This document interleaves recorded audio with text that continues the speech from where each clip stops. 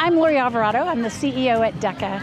And today we are at our new transitional housing for women who are in recovery from substance use disorder and their children.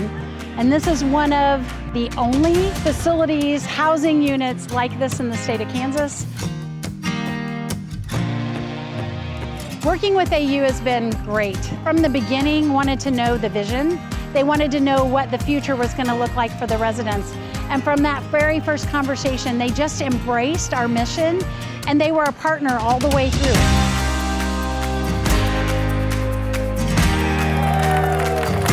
And it's just been a tremendous partnership, and we're incredibly grateful to have a builder who embraced our vision.